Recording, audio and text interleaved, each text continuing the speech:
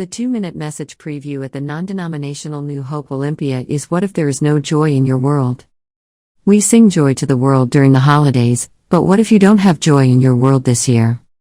Pastor Dell's research these past few days taught him some very interesting things. It was interesting to learn that 45% of Americans dread Christmas, and 56% of Americans said this: they wish the holidays were canceled. 60% of Americans said that the holiday Christmas causes an increase in anxiety, 52% said the holidays cause an increase in depression, and 70% said that the holidays cause an increase in financial pressures. This research reveals that Christmas is difficult for vast numbers of people. It is a particular problem for depressed adults, who often feel worse as the festive season gets underway.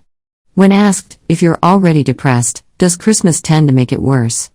More than 57% replied that it often or always does.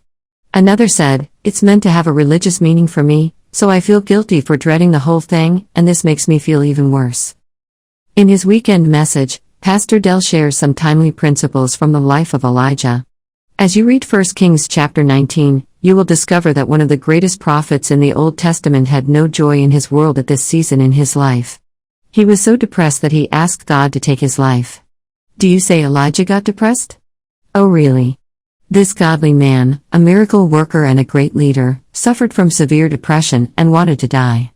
James chapter 5, verse 17 tells us that Elijah was a man just like us, and we are just like him. So how do you find joy in all the lights and greenery? From the life of Elijah, we will learn from Pastor Dell's message what caused his depression and how he got his joy back. We can learn from Elijah what causes our depression and how we can bring joy back into our world.